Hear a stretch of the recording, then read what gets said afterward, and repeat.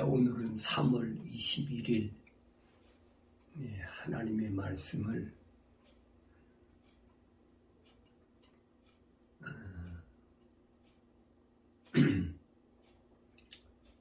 계시록 9장 3절 또 그가 그 연기에서 메뚜기들이 땅 위로 나왔는데 땅의 전가들이 지닌 권세와 같은 권세를 받더라.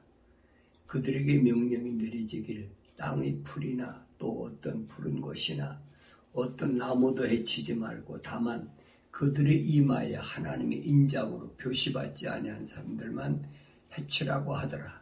또 그들에게 명령이 내려지기를 그 사람들을 죽이지는 말고 오직 5달 동안 고통만 주라고 하는데 그 고통은 마치 전갈이 사람을 쏠 때의 고통과 같은 것이라. 그날들에는 사람들이 죽음을 구하여도 찾지 못할 것이요 또 죽으려고 애를 써도 죽음이 그들을 피하리라. 아멘. 거기까지만 봉독합니다.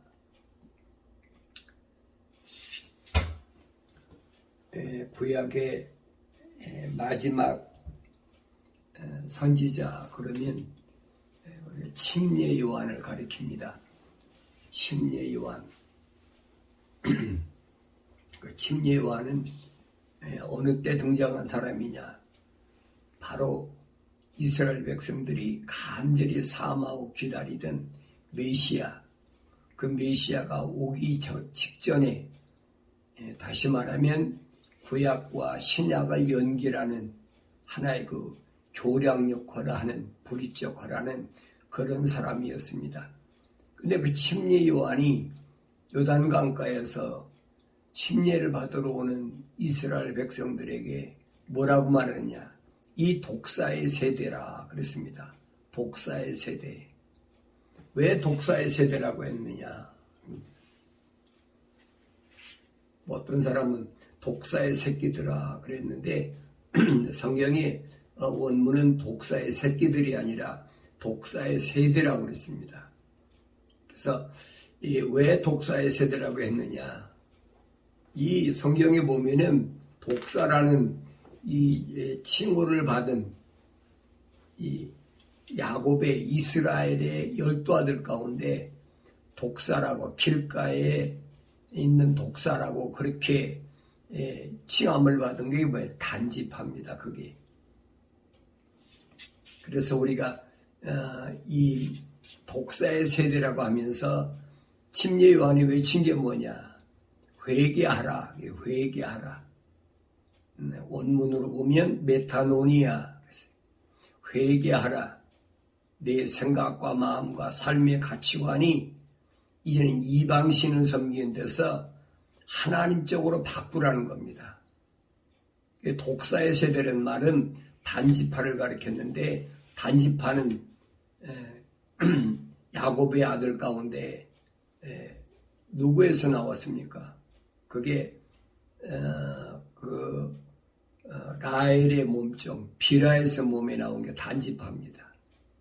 이 역사적으로 보면 처음에 출애굽해가지고 그 하나님의 성막을 칠 때는 모세가 그 단지파의 그 하나님의 영을 받은 지혜로운 사람들을 이제 유다 지파에 있는 그 총책임자 밑에서 하나님의 성막을 짓는데 그렇게 협력하도록 해서 그렇게 쓰임 받았습니다.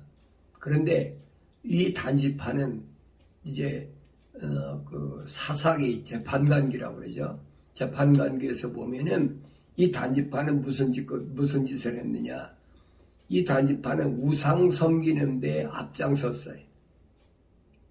그래서 그 미카의 집에서도 그 우상을 가지고 미카라는 사람은 자기들이 단지파의 제사장으로 그렇게 삼은 그런 모습을 보여주고, 그리고 결정적인 것은 솔로몬 때에 솔로몬이 하나님의 성전을 질 때 누가 졌느냐? 이 단지파 사람들이었어요.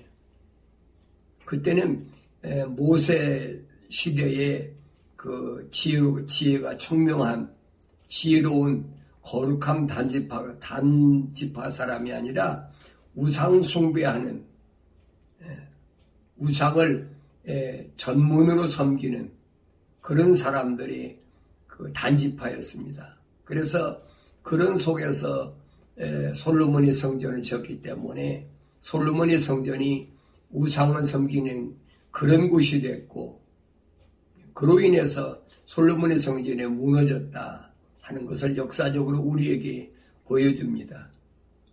그래서 이 요단강가에서 침례 요한이 침례라는 의식을 행하기 전에 그들에게 말하는 것이 뭐냐? 이 독사의 세대에서 나온 사람들아 회개하라는 거예요. 우상을 섬기는 그곳에서 너희들이 하나님의 거룩한 땅을 어떻게 차지할 수 있겠느냐? 그거 안 된다는 거지. 그 예수님도 하신 말씀인 거예요. 네가 천국을 받은 의향이 있느냐? 역사적으로 보면 아브라함의 후손으로서 이스라엘 백성이 출애굽해서 가나안 땅을 정복했으니까 마치 우리에게 하나님의 약속이 이루어진 것 같지만은 역사적으로 나타난 것을 보면 사실 그게 아니잖아요.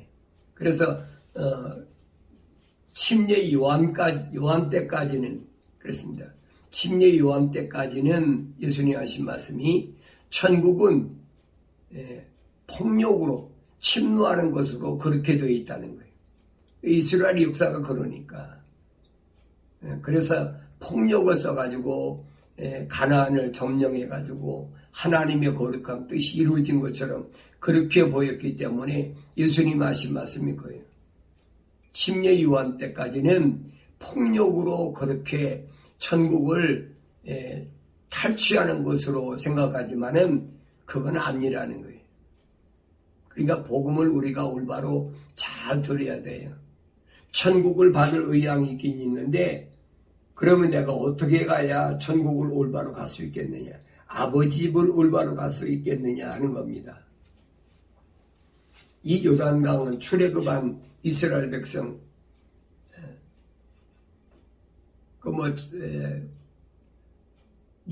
홍해바다를 건너서 광야에 들어서자마자 할례받은 20세 이상 장정 싸울 만한 병사들만 따져도 60만 3,550명이잖아요. 근데 이들이 40년 동안 광야에서 다 죽어버렸어요. 왜 그렇습니까? 하나님의 약속을 안 믿거든요. 하나님의 약속을 안 믿다 보니까 하나님의 명령에 불순종한 거예요. 거역해버린 거예요. 가나안 땅에 못 들어간 거지.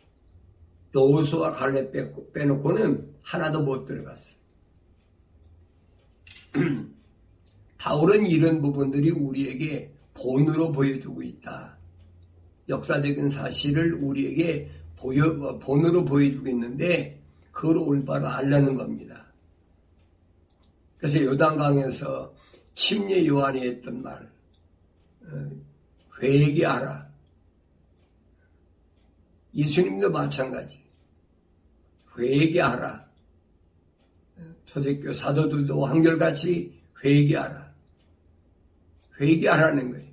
근데 요한계시록에 와보면 아무리 어려운 환경이 오고 몸에 질병이 오고 여러 가지 666 짐승표를 받은 거 그것이 험대가 돼가지고 고통이 와도 회개하지 않는다는 거예요. 그 엄청난 많은 사람들이 죽어도 회개하지 않는다는 거예요. 이게 뭘 가리키느냐? 회개는 인간의 힘으로 될 수가 없다는 거예요. 내 의지대로 돌아서고 싶으면 돌아설 수 있으면요 얼마나 좋습니까? 그렇잖아요. 예수도 그렇잖아요. 내가 믿고 싶으면 믿을 수 있으면 얼마나 좋겠습니까? 그 믿어지야 믿지요. 안 믿어지는 건 억지로 믿는 척할 수는 있어요. 그러나 내가 온전히 믿느냐 안 믿느냐 하는 것은 하나님이 아시고 내 자신이 알아요. 다른 사람 몰라요. 다른 사람은 성경 끼고 다니면서 내가 무슨 예배당에서 직분을 받았다 그러니까 목사 직분이니까 당연히 예수 믿는 걸로 알고, 그 다음에 장로 직분 가졌으니까, 또 뭐 집사 직분 가졌으니까, 교사 직분 가졌으니까, 당연히 복음 전도하니까 예수 믿는 거죠. 그래 믿지 않으면서도 직업적으로 그래 장사가 잘 되니까 그런 사람들이 얼마나 많아요. 엄청나게 많잖아요. 특별히 로마 캐톨릭에서 나온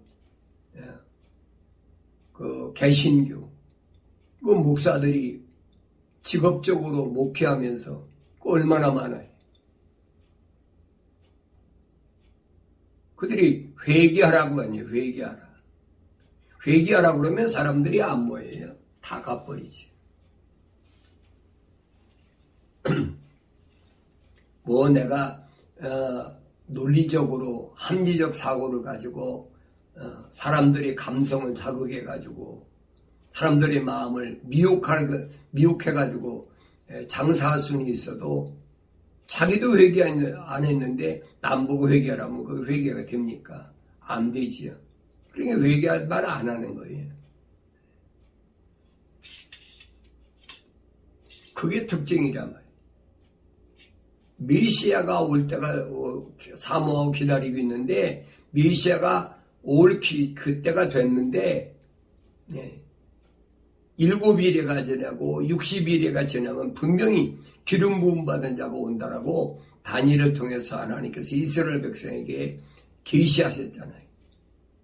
그 기간으로 보면 7일에 62일에 69일에가 됐으니까 메시아가 오실 때가 됐는데 역사적으로 보면 그래 회개에 않는단 말이에요. 더더욱 악해지는 거지. 마치 하나님 나라를 무슨 폭력으로 탈취하는 것으로 그렇게 알고, 그리고 그때 당시에 로마가 세상을 지배할 때니까, 이스라엘도 로마가 지배할 때잖아요. 예수님 당시니까. 그러니까 어떻게 해서라도 이스라엘 백성들이 독립해 보려고, 과거에 바빌론의 느부갓네살왕에게 포로로 잡혀가서 70년 동안에 그런 어려운 포로 생활했던 그 과정을 생각하지 않는 거예요. 우리가 왜 이렇게 됐을까? 에레미야 선지를 통해서 분명히 하나님께서 너희들이 우상을 섬기기 때문에 이방 나라인 바빌론 포로 잡혀가서 70년 동안 종살해라. 하나님 명령이 떨어졌잖아요. 그런데 그거를 요리 핑계에 저리 핑계대고 뭐 애교를 해가지고 애굽에 뭐 구원을 요청한다고 그러고 하나님의 그 거룩한 계획을 거슬리는 여러분 이스라엘의 마지막 왕 시드기야 보세요. 애굽으로 도망가려고 그러다가 붙잡혀가지고 상민이 뽑혀고 자기 아들을 자기 목전에서 둘이나 목이 땡가당 떨어져 버려요. 그리고 쇠사슬에 묶여가지고 바빌론까지도 끌려갔어요. 그 비참하잖아요. 그 왜 그렇게 된 나를 이거 돌이켜봐야 되는데 이거 돌이켜보지 않거든요. 하나님의 계획이 무엇인가를 아는 것이 가장 중요해요. 하나님의 계획이 뭔가? 하나님의 뜻이 뭔가? 예수님이 항상 말씀이 그거예요. 너는 내 마음을 배우라. 나는 온유하고 겸손하니. 온유란 말은 아나우란 말인데 내 생각과 뜻을 하나님의 뜻에 맞추는 거예요. 그게 아나우예요. 항상 주님의 마음은 그런 마음을 가지고 세상을 살아야 된다라고 우리에게 모델로 보여주신 거예요. 겸손하라. 하나님의 명령에 순종하는 게 겸손이에요.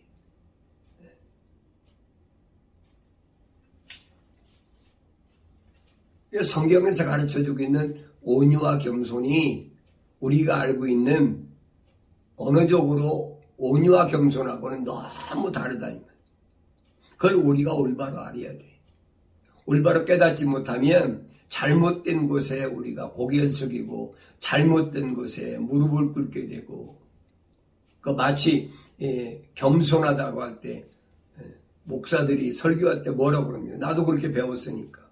예수님이 제자들에게 발을 씻겨주시면서 겸손의 모습을 보여주셨다. 제자들에게 발을 씻겨주는 것. 그것이 겸손의 모습이다. 이제 그렇게 가르쳐주고 있거든. 성경의 겸손은 그 얘기가 아니고요. 예수님이 내 마음은 온유하고 겸손하다는 말은 다른 것이 아니에요. 내 뜻이 무엇든 세상에 살다 보면 하나님의 뜻보다는 내 뜻이 우선될 때가 먼저 될 때가 많이 있거든요. 그런데 그 내 뜻을 접어버리고 하나님의 뜻에 먼저 맞추고 그리고 하나님 명령에 순종하는 것, 그 겸손이란 말이에요. 근데 그걸 잘못 가르쳐주고 있으니까 일반 성도들이 그런 줄 알고 잘못된 것으로 남한테 고개 숙이고 굽신굽신하면 그게 겸손이다. 철학적으로 단어로 보면 겸손은 뭐예요? 고개 숙이는 거니까. 그게 잘못 알고 있다는 얘기예요. 그러니까 우리가 하나님의 말씀을 올바로 깨달으면 세상을 살아갈 때 내가 어떻게 살아가야 되느냐 하는 것을 우리가 올바로 알아야 됩니다.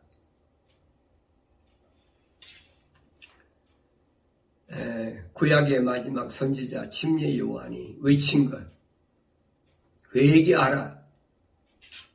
오늘날도 마찬가지. 이제 단지파처럼 우상이 난무한, 전 세계적으로 우상이 난무한 꽉 들이찼어요. 로마 캐토릭뿐 아니잖아요. 어디든지 다 신상을 세워놓고 자기들이 믿는 그 신상을 세워놓고 거기에 굴복하는 그런 시대가 되어버렸어요.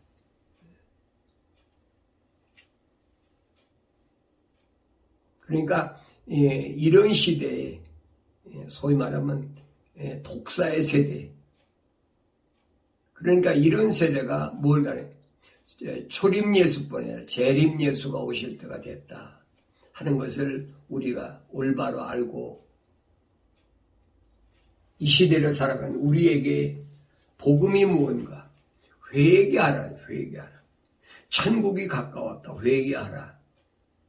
그건 2000년 전에 요단강가에서 침례를 베푸던 침례 요한과 또 메시아로 오신 예수님과 또 그 제자들이 증거한 그 말씀만 있는 게 아니에요. 주는 그리스도시요 살아계신 하나님의 아들이시라는 고백 위에 세워진 주님의 신부인 교회들에게 주님이 하신 말씀이 겁니다. 회개하라. 회개가 임의로 되느냐 이 말이에요. 육신이야 방향을 동쪽으로 가다 서쪽으로 바꾸기도 하고 북쪽으로 가다 남쪽으로 바꾸기도 하고 하겠지요. 근데 회개란 말은 그런 말이 아니거든요. 내 생각과 마음과 삶의 가치관을 이 세상에서 하나님 쪽으로 바꾸라는 거예요. 그게 마음이 그 마음대로 됩니까? 안 되지. 아버지 집을 떠나온 하나님의 거룩한 사랑의 호흡으로 지음받은 하나님의 생명의 호흡이 들어가지 않은 사람은 그 회개가 안 되는 거예요. 아무리 들어도 귓가에 들어오질 않아요.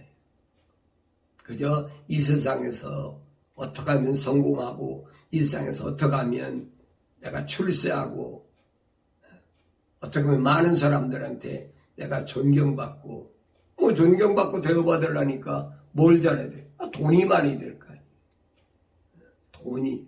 이게 돈 버는데 마음이 뺏겨가지고 어떻게 하면 어떤 사람이 이 돈 버는데 아주 중요한 포인트를 말해줄까?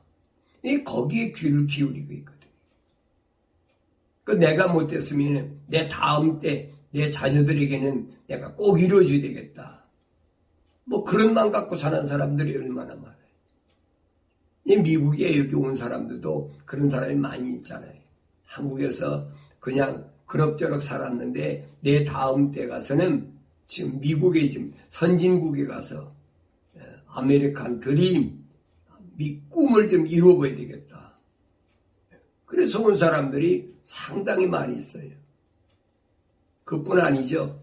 또 미국에 유학 왔다가 와서 보니까 교육제도 잘 돼 있고 한국보다는 훨씬 나으니까 이곳에서 나보다는 내 후손에게 뭔가 대를 이어서 좀 꿈을 이루어주겠다.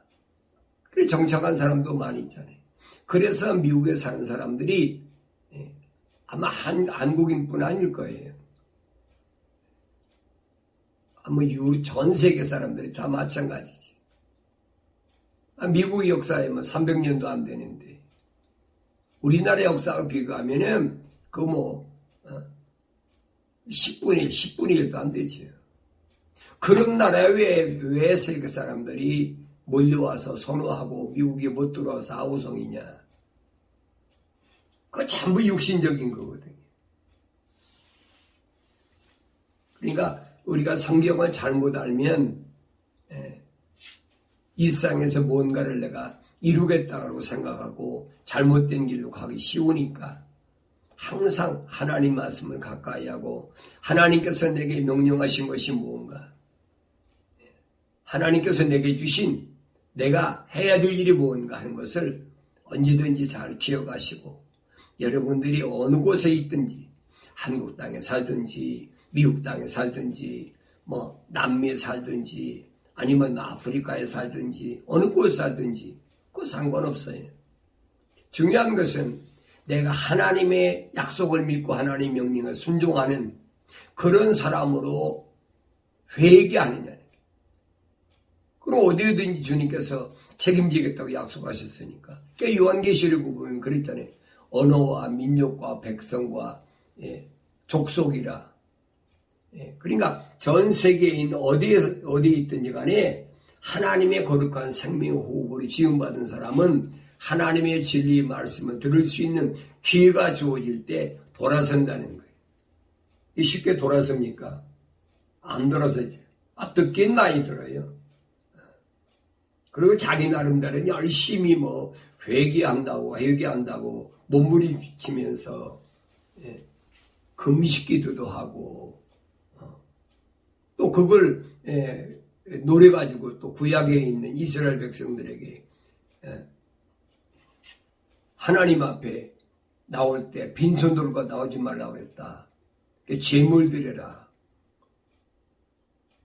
여러 가지 방법을 가지고 수탈하잖아요.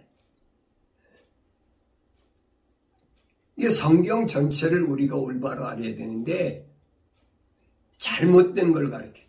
제가 침신대학원에서 그 예배학에 대해서 석사 논문을 쓰려고 그러는데 그 당시 그 침신대학원 원장이 지도교수였는데 내가 그랬어요. 그때 아마 내 논문 제목을 내가 현대교회 예배의식과 성경적 고찰이라 아마 그랬을 거예요. 그랬는데 기독교수라는 사람이 뭐라고 그러고 하니 시중에 나와 있는 그 신학자들이나 아니면 유명한 그 목사님들이 그 예배에 대해서 쓴 책을 한 30권을 읽어야 되고 원서는 10권 이상인가 20권 이상 읽고 그래서 그거를 참고해서 쓰라는 거예요. 난 그래 못하겠다. 아니 현대 교회의 예배의식하고 성경과 어떤 차이가 있느냐, 이게 성경적이냐 아니냐. 제가 그 논문을 작성하기 위해서 전국에 있는 그래도 내노라 하는 50개인가 몇십 개 교회 주보하고 크고 작은 교회들 주보하고 전부 모아가지고 그 논문을 쓰려고 하는 게 못하게 하더라고요. 그래서 제가 포기해버렸어요. 내가 시중에 나와 있는 무슨 예배의식에 대해서 쓴 학자들 그런 얘기 내가 쓰려고 거기가 공부했습니까? 대학원에 가니까 겨우 그 얘기하고 있더라. 거의 3년 동안을 침례교회를 가르치는 선교사하고 계속 월요일마다 다투어. 월요일마다 침례받아야 구원받는다. 침례받는다 구원받는다고 어디 있어요 성경? 침례는 의식이지. 성경에는 뭐라고 해야 되냐? 회개한 증거로 침례받으라고 해요. 회개하지 않은 사람이 침례받는 사람이 얼마나 많아요? 아마 대다수가 의식이지, 의식. 회개하고 침례받는 사람이 몇이나 돼? 뭐 예배당에서 무슨 직분 줄라니까 세례받았느냐, 침례받았느냐, 뭐 그걸 기준으로 하려니까 회개하지도 않은 사람한테 침례받고 세례받고 그 짓거리 그런 짓을 하잖아요. 그 성경은 그게 아니거든요.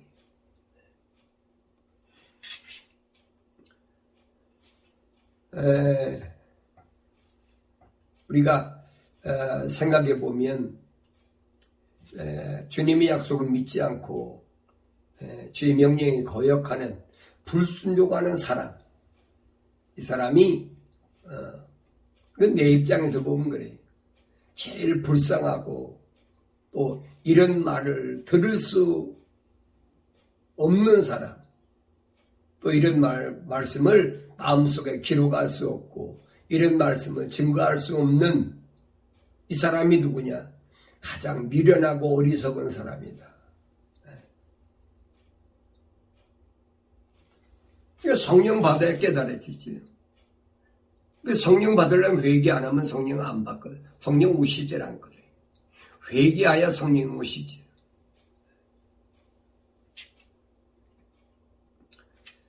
제가 어렸을 때는 그 조단위라는 그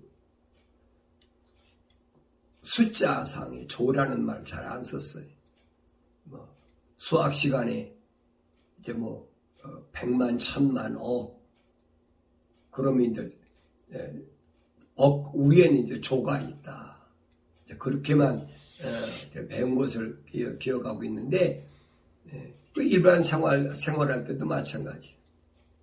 나는 충청도 어느 시골에서 자랐는데, 그때만 해도 그랬어요. 시골에서 부자는 백석지기, 천석지기. 백석이라고 그러면 1년에 쌀이 이제 200가마. 천석이라고 그러면 1년에 쌀이 2000가마. 웬만한 시골에서는 그런 사람이 없지요. 근데 이제 만석군이라 그래가지고 그런 사람들은 일개도에 있을까 말까 하는 아주 부자를 가리킬 때 쓰는 말이지. 그러다가 이제 내가 자라면서 보니까 백만장자, 백만장자. 조금 있다 보니까 억만장자. 이 억만장자 할 때가 엊그저께 같은데, 이제는 조단인가, 조단인가. 성경에 조단위를 기록한 것이 어디 있느냐? 성경이 2000년 전에 AD 약 95년경에 기록한 사도 요한이 기록한 요한계시록에 보면 하늘에 타락하지 않은 이 네 천사의 그룹을 가리킬 때 조단위로 그걸 설명한 것을 볼 수 있습니다. 그래서 계시록 5장 11절에 보면 하나님의 보좌에 둘러있는 짐승들과 그 다음에 이 네 천사장, 그 다음에 이 24장로들 그렇게 구성이 되어 있는데, 이 천사들이 하나님의 그 보좌를 감싸고 있는 천사들이 얼마냐? 만만천천이라. 만만천천. 그때 조단이라는 말이 없었으니까 그렇게 썼겠죠. 이게 만만천천이면 얼마냐? 10조예요, 10조. 그동안 조단이 썼습니까? 이스라엘 백성들에게도 기껏해야 60만 얼마다, 100만 얼마다, 100만 대군이다. 천만이라는 숫자도 성경에 보면은 없었어요. 내가 기억하기는 그래요. 그런데 만만천천이야. 그러면 이걸 계산하면 10조거든요. 타락하지 않은 네 천사 그룹이, 그러면 한 그룹이 미카엘, 가브리엘, 불의 천사, 물의 천사로 만약에 네 수로 나눈다면 한 그룹이 거의 2조 5천억이나 된단 말이에요. 이 인간들이 이 조단위 사용하지 않았는데 이 조단위를 사용하게 된 것이 근래잖아요. 여러분 몇십 년 전에 조단위 사용했습니까? 안 했지요. 우리나라도 부자다 그러면 무슨 옛날에 삼성에 또 현대 이런 그룹의 오너들이 몇억, 몇백억, 몇천억 그렇게 했죠. 조단위 사용한 건 얼마 안 됐어요. 근데 이런 걸 보면은 메시아가 오실 때가 이렇게 우리에게 설명해 두고 있구나라고 저는 그렇게 생각하고 여러분에게 말씀드리는 거예요. 이때가 되면은 오늘 본문에 기록된 것을 보면 깊은 구렁에 갇혀있던 루시퍼를 하나님께서 그 깊은 구렁에서 열쇠를 열고 깊은 구렁에서 이들을 끌어 나오게 해가지고 이들이 이 땅 위에서 해야 할 일이 뭐냐는 거예요. 하는 일이 뭐냐. 이 악한 것들도 하나님께서 필요하셔서 창조하셨고 지어놓으셨기 때문에 이들이 사명이 뭐냐. 5개월 동안 이 땅에서 해야 될 일. 그것이 오늘 제가 봉독한 이 계시록 9장 3절에서 5절에 기록된 말씀입니다. 그 깊은 구렁이를 여니까 거기에서 메뚜기들이 땅 위로 나왔다 그랬어요. 근데 그 메뚜기들이 뭐냐? 우리가 일반적으로 메뚜기 하면 이스라엘 백성이 출애굽하기 전에 애굽에 있을 때 하나님이 재앙으로 내렸던 재앙 중에 하나잖아요. 그 메뚜기는 갉아먹는 자. 갉아먹는 자. 이 메뚜기들이 땅 위로 나와가지고 이들이 무슨 일을 하느냐? 이들이 가진 것을 보니까 땅의 전갈들이 지닌 권세와 같은 권세를 받더라 그랬어요. 전갈들이 지닌 권세. 전갈들이 지닌 권세가 뭐냐? 악한 독이지요. 독사의 독보다 더 강한 독.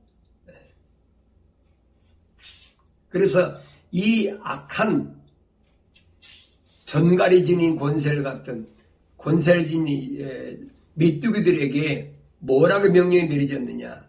그들에게 명령이 내려지기를 땅의 풀이나 또 어떤 푸른 것이나 어떤 나무도 해치지 말고 다만 그들의 이마에 하나님의 인장으로 표시받지 아니한 사람들만 해치라고 하더라. 그래서 하나님의 인장으로 이마에 표시받지 않은 사람. 이거 잘 아셔야 돼요. 성령으로 입맞은 사람을 가리키는 게 아니에요. 하나님의 인장으로 이마에 표시받지 않은 사람은 누굽니까? 이 사람들은 환난 가운데서 알곡과 쭉정으로 가릴 때에 분명히 기절할 때에 그것에 가려질 사람들이. 그런데 하나님의 인장으로 표시받은 사람은 누구냐? 그게 요한계시록 7장에 보면은 마지막 때 두 증인이거든요. 14만 4천. 그들만은 제하고는 하나님의 인장으로 표시받지 아니한 사람들만 해치라 그랬어요. 그러니까 하나님의 인장으로 표시받는 사람은 타치할 수가 없어요. 그 두 증인이거든요. 14만 4천. 그가 지구촌 어디에 있든지 어느 곳에 있든지 하나님의 거룩한 명령을 수행하는데 회개하라고 외치는 그들에게 이 요한계시록을 보면 그들 뭐냐? 베옷을 입었다. 베옷을 입었다. 베옷을 입었다는 말은 보세요. 배옷을 입었다는 말은 회개할 때, 내가 죄인이라고 할 때 입는 것이 배옷이잖아요. 그래서 그 두 증인들만은 해치지 말라라고 했어요. 또 그들에게 명령이 내려지기를 그 사람들을 두 증인 말고 하나님의 인장으로 표시받은 그 사람들 말고 나머지 사람들을 죽이지는 말고 오직 5달 동안 고통만 주라고 하는데 그 고통은 마치 전갈이 사람을 쏠 때의 고통과 같은 것이라. 전갈에 쏘는 고통, 독사에게 물리는 그런 고통. 그 고통이 어느 기간이냐? 그게 3년 반이란 말이에요. 전 3년 반. 거룩한 것과 거룩하지 않은 것을 나누는 시간이.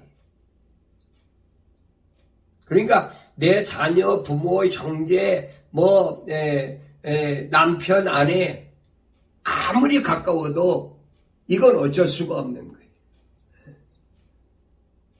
이 고통에서 견딜 수 있는 사람은 누구냐? 인내할 사람이 누구냐? 이게 성령 받은 사람이에요.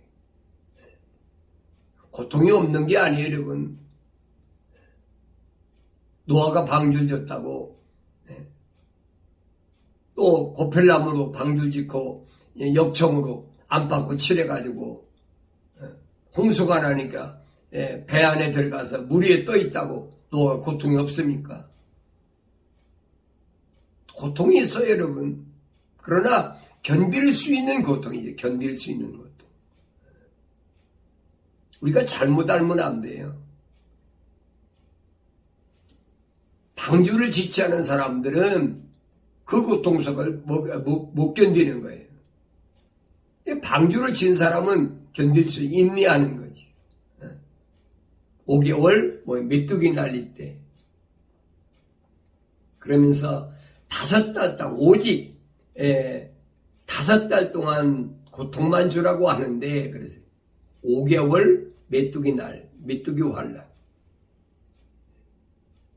이걸 견딜 수 있는 이게 뭐냐? 노아가 방주에 들어갔을 때 5개월 동안 그 높은 산까지 다 물이 잠겼잖아요. 그러니까 내가 요단강을 건너가는, 내가 내 아버지 집을 가기 위해서 마지막 건너가는 기간이 이게 5개월 메뚜기 환란이란 말이에요. 그걸 위해서 우리가 지금 준비하고 있는 거예요. 그 고통은 마치 전갈이 사람을 쏠 때의 고통과 같은 것이라. 전갈에 쏘는 고통. 얼마나 힘든가 보세요. 그래서 내가 전 3년 반을 무슨 난이라고 하느냐. 엘리야의 난이라. 왜? 두 증인이 기도하니까 3년 6개월 동안 비가 안 왔잖아요. 그 모습을 우리가 어디서 보느냐. 엘리야를 통해서 보자. 엘리야가 기도하니까 3년 반 동안 그 식량 기근이 오잖아요. 그 식량 기근 때에 하나님께서 계시록 6장 6절에서 명령하시잖아요. 포도주와 기름은 손상시키지 말라. 이거 보호하시는 거예요. 노아의 방주란 말이에요. 환란이 없는 게 아니에요. 환란이 오긴 오는데 6째 천둥소리에서 필라델피아 교회에게 약속하신 대로 내가 세상 사람들을 심판할 그때에 너를 지키겠다는 거예요. 왜? 내가 적은 능력을 가지고도 내 약속과 명령을 어기지 않고 예수 그리스도의 증거를 가지고 있으니까 내가 널 지키겠다는 거예요. 그러면서 그날들에는 사람들이 죽음을 구하여도 찾지 못할 것이요. 전갈에 쏘는 고통이 있는데 여러분 얼마나 힘들겠어요. 차라리 죽어버리자. 자살하자. 죽어서 그 고통이 없어진다면야 얼마나 좋겠습니까?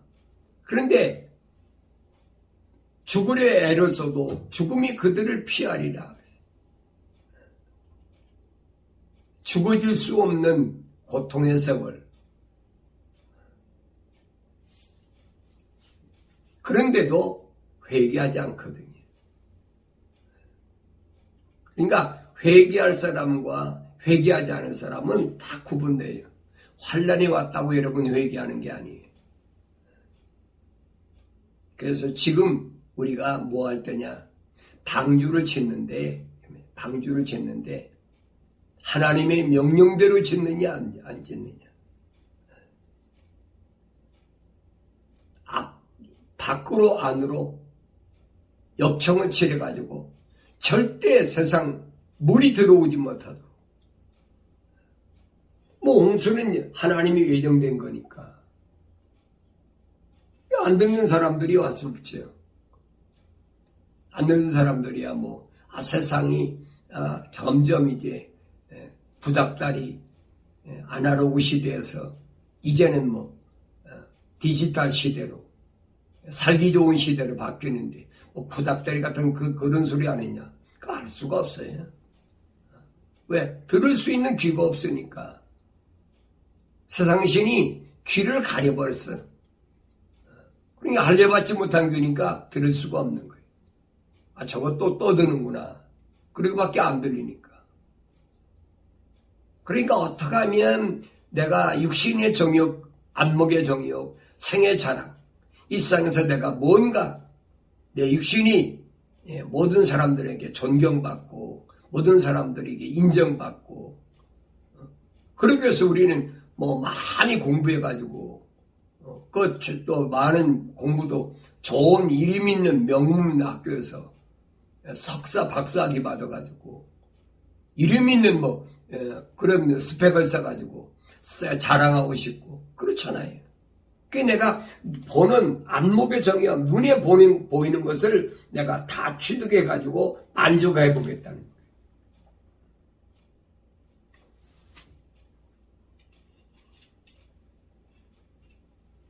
세상이 이렇게 될 때에 다니엘은 다니엘서에서 그래요. 이 백성이 바벨론 포로 잡혀와가지고 바벨론이 무너지고 그 다음에 메대 파사가 페르시아가 이제 점령했을 텐데 어떻게 될까? 이 페르시아 때 코레스 왕을 통해서 하나님께서 왜 메대 파사가 페르시아가 바벨론을 무너뜨렸느냐? 하나님의 계획을 이루기 위해서, 하나님 계획을 위해서. 다니엘이 그것 때문에 걱정하고 어떻게 될까? 그때 하나님께서 다니엘이 하신 말씀이에요. 너는 이 마지막이 이를 때까지 내 길을 가라. 너 걱정할 필요가 없어. 내가 너한테 계시한 거 그것만 증거하면 돼. 너는 네 길을 가. 그러면서 이는 네가 쉴 것이요 그 날들이 마지막에 네 땅에 설 것임이라 하더라. 너는 네 사명 다 했으니까 마지막에 네 땅에 설 것이니까 걱정하지 말라라고 다니엘에게 그렇게 말씀하신 것을 우리가 볼 수 있습니다. 그래서 우리가 이 지상에서의 첫째 전쟁은 무슨 전쟁이냐? 그 전쟁이 성경에 보면은 유프라데스에 모여있는 아마겟돈 전쟁이다. 이건 전 3년반에 일어나는 게 아니에요. 후 3년반에 일어나는 전쟁인데, 그래서 요한계시록 16장 12절에 보면 여섯째 천사가 자기 호리병을 큰 강 유프라데스에 쏟으니 강물이 말라버려서 동방의 왕들이 길을 예비되더라 그랬어요. 강은 유프라데스, 여기 보면 호리병을 큰 강 유프라데스에 쏟아버리니까 강물이 말랐다. 강물이 마른 거예요. 길이 나는 거지요. 동방의 왕들이 길이 예비됐다. 어디에? 중동에 들어올 수 있는 길이. 그러면서 또 내가 보니 개구리 같은 더러운 새형이 용의 입과 짐승의 입과 거짓 선자 입에서 나오는데 새형이 등장하죠.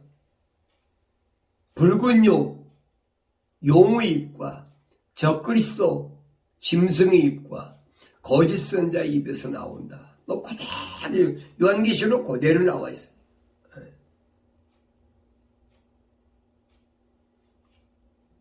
루시퍼의 세력, 이 세 가지 세력입니다. 하늘에는 루시퍼 붉은 용, 그 다음에 이 땅에는 적그리스도, 세 번째는 적그리스도 하수인인 거짓 선지자. 그렇게 나와 있어요. 그것들이 와서 이제 마지막 때 5개월 메뚜기 환란 때 이들이 무슨 역할을 하느냐. 그들은 기적들을 향하는 마귀들의 영이라. 기적들을 향하는 마귀들의 영. 여러분 내 말이 아니에요. 기적을 향하는 것은 마귀들의 영이란 말이에요. 마귀들의 영. 예수님이 기적을 행하신 걸 가지고 얘기하는 게 아니에요. 여러분. 초대교회 사도들이 기적을 행한 걸 얘기하는 것이 아니에요. 오늘날 이런 것을 빙자해가지고 기적들을 행하는 것들이 뭐 마귀들의 영이라. 내 말이 아니잖아요. 그들은 기적들을 향하는 마귀들의 영이라. 그 영들이 온 땅과 이 땅과 온 세상의 왕들에게로 가서 전능하신 하나님의 위대한 날의 전쟁을 위하여 그 왕들을 모으더라 그랬어요. 전쟁을 위해서. 그게 무슨 전쟁이냐? 그 전쟁을 성경은 뭐냐? 아마겟돈이라. 아마겟돈 전쟁. 보라 내가 도둑같이 우리니 깨어있어 자기 옷을 지켜서 벗은 채로 다니지 아니하고 사람들에게 자기의 수치를 보이지 않는 자는 복이 있다. 자기 수치를 보이지 않는 자.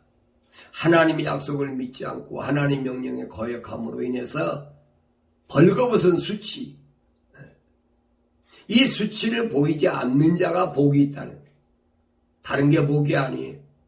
물질이 뭐 많아서 복이 아니고 내가 어떤 사업에 성공해서 복이 아니고 내가 명예나 뭐 얻어 권력을 찬탈해서 내가 이게 복 받는 것이 이게 복이 아니에요. 여러분 속지 마세요.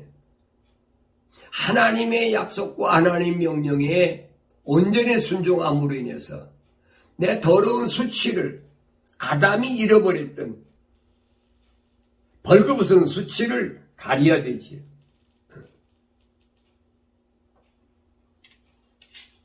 그가 그들을 히브리어로 아마겟돈이라 하는 곳으로 모으더라. 아마겟돈으로 모으더라. 왜 모을까요? 이들이 모으는 이유는 한 가지밖에 없어요. 여섯째 천사가 나팔을 불 때 내가 들으니 하나님 앞에 있는 금제단의 네 뿔에서 한 음성이 나는데 나팔을 가진 여섯째 천사에게 말하기를 큰 강 유프라테스 결박에 놓은 네 천사를 풀어주라고 하니 그때 네 천사가 풀려나더라.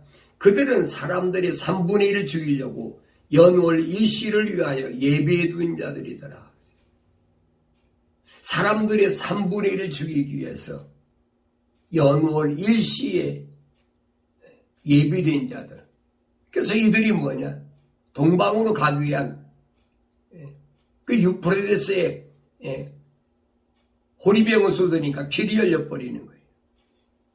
그 기병대의 수가 2억이니 내가 그들의 숫자를 들었노라. 사탄 마귀 세력이 2억의 군대를 동원해가지고 후삼년반에 일어날 사건들이란 말이에요.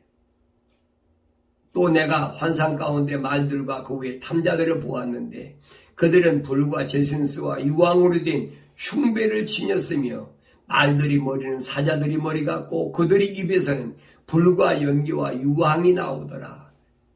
얼마나 정확한 거 보세요. 사람들이 2억을 죽일 만한 그 무기가 뭐냐? 여기 자세히 나와 있잖아요. 불과 제선스와 유황으로 된 흉배를 지녀 말들이 머리는 사자들이 머리 같고 그들이 입에서는 불과 연기와 유황이 나오더라. 이 세 가지 즉 그들이 입에서 나오는 불과 연기와 유황으로 말미암아 사람들이 3분의 1이 죽더라. 3분의 1이 죽더라. 3분의 1이 얼마예요? 지금 75억이니까 25억이 죽는 거예요. 그러니까 뭐 팬데믹 전염병 때문에 뭐 세계 인구가 몇백만 몇천만이 죽었다. 뭐 이거 뭐 무서워서 뭐 나를 만나는 사람마다 아니 백신 맞았습니까? 그 왜 백신 왜 맞아? 안 맞아도 죽고 맞아도 죽는데. 성경을 모르니까 불안해하고 공포에 시달려가지고 어쩔까 우왕좌왕하고 뭐 세상 사람들이 인정을 해. 뭐 이해가 돼요.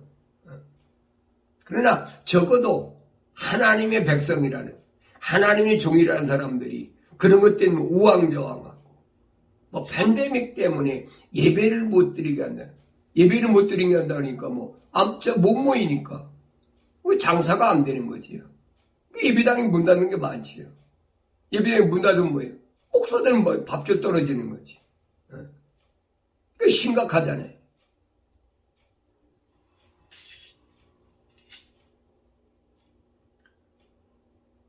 그것들의 힘은 그들의 입과 꼬리에 있으니 이는 그들의 꼬리가 뱀 같고 머리가 달렸으며 그것으로 상하게 함이더라. 그리고 이러한 재앙으로 죽지 않은 나머지 사람들은 자기들의 손으로 행한 행실을 여전히 회개하지 않고 자기들이 손으로 행한 행실은 뭐예요? 우상 섬기는 것, 성탄절, 부활절, 이방신 섬기 이거 회개하지 않거든요.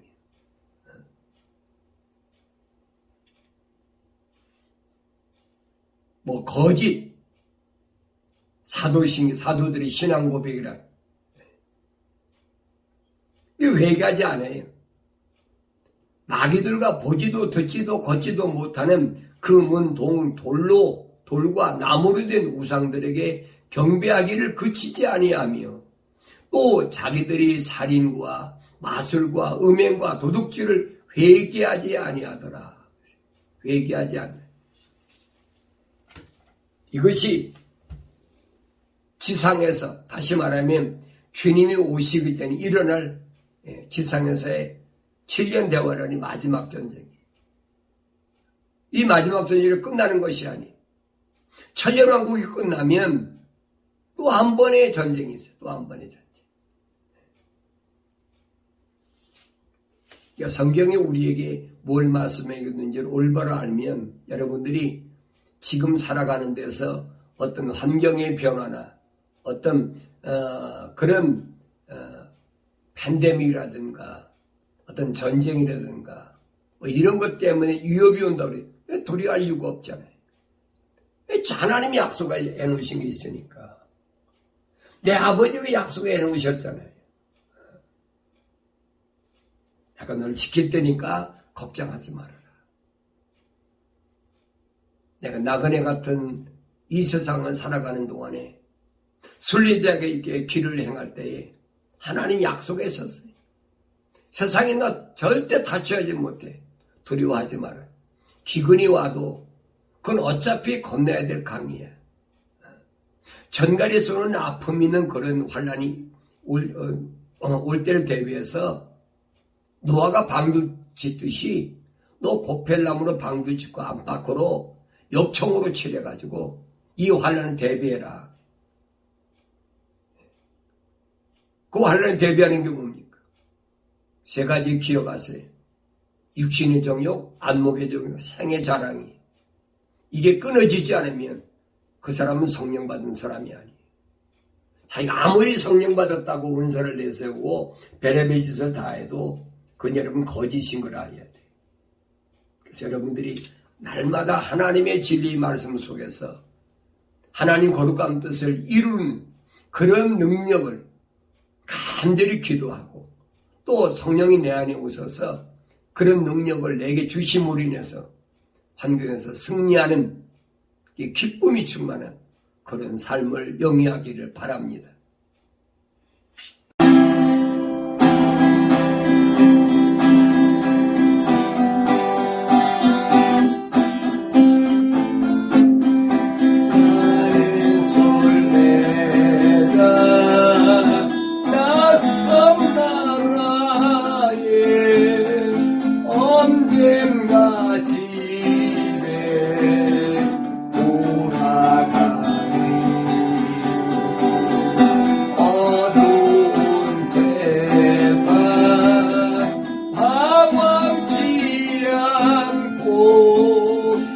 예수와 함께 돌아가리. 나는 순례자 돌아가리. 날 기다리는 밝은 곳에 곧 돌아가리. 기쁨의 나라 예수와 함께 길이 살리. 나는 순례자 하관하지만 예수 내 구주 이끄시네. 영광의 나팔 소리 들릴 때 천사 날 위에 찾아오니. 나는 순례자 돌아가리. 날 기다리는 밝은 곳에 곧 돌아가리. 기쁨의 나라 예수와 함께 길이 살리. 나는 순례자 피곤한 몸을 하늘나라에 누이시네. 주 볼 때마다 영광 나타